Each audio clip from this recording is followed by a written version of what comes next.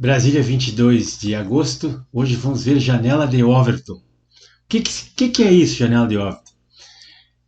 Janela de Overton contra o Bolsonaro é uma estratégia de manipulação de opinião pública muito usada pelos revolucionários, foi usada por Lenin, por Stalin, por Hitler, enfim, também conhecida como janela de discurso, que é uma estratégia de engenharia social, é pura manipulação, é uma maneira de manipular as pessoas, manipular a opinião pública, e quem faz isso geralmente são os ditadores. Então na verdade, é a criação de uma narrativa dentro de uma janela, né? Uma janela figurada assim, que a gente faz, onde vai de mais liberdade para menos liberdade, de mais radicalismo para menos radicalismo.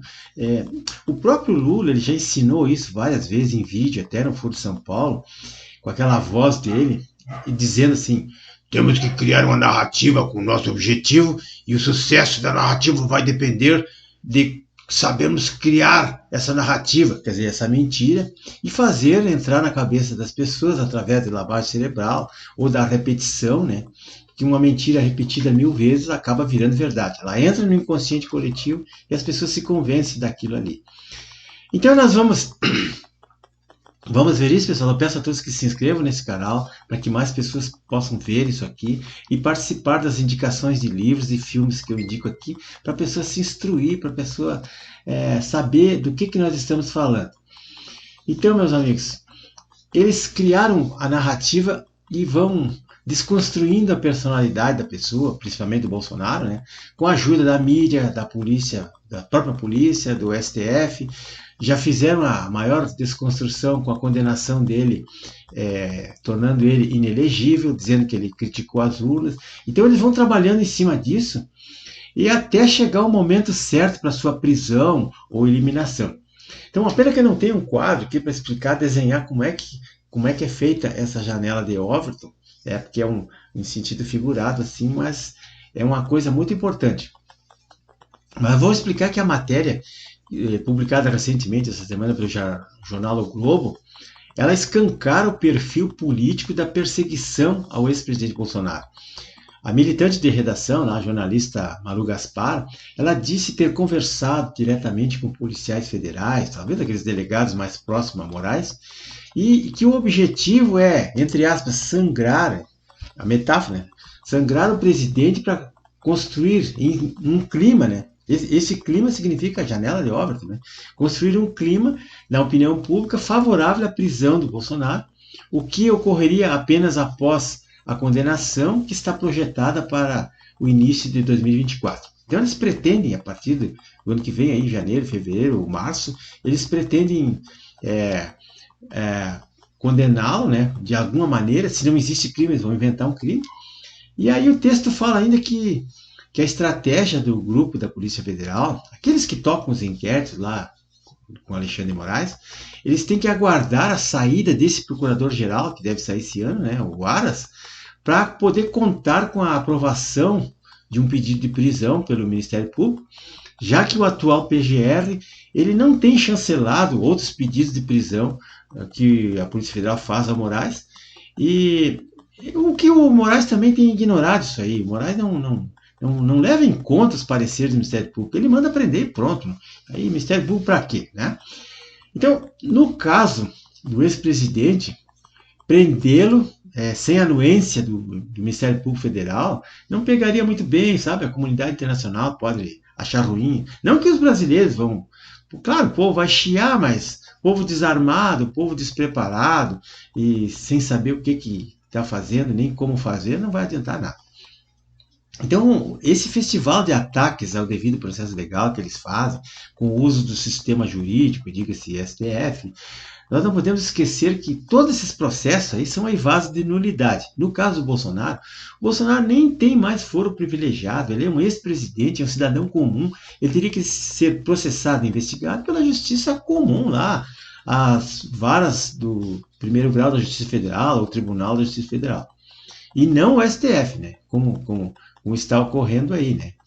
Então, embora a tal venda dos presentes ou venda do relógio, que eles falam muito aí, não tenha sido uma coisa ilegal, porque na época a legislação permitia que o presidente que recebesse esses presentes personalíssimos, aí, com joias ou relógio, podia vender, podia doar, podia deixar de herança, não teria problema nenhum. Mas não, isso aí não tem nada a ver com milícias digitais, com fake news, com aqueles inquéritos que nem deveriam existir, mas que foram até arquivados pela PGR, mas reabertos de ofício pelo Alexandre de Moraes.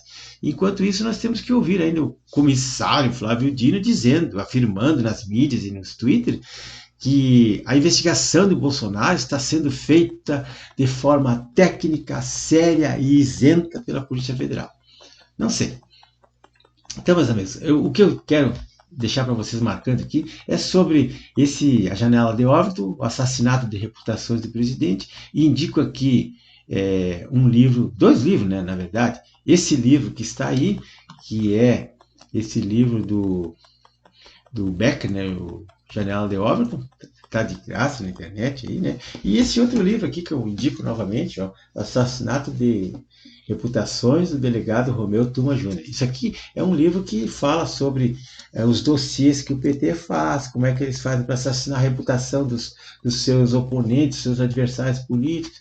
Está tudo aqui no livro. Então é o que eles fazem 24 horas por dia, com auxílio da imprensa, com auxílio da justiça, com auxílio de toda a sociedade que, né, principalmente a sua militância.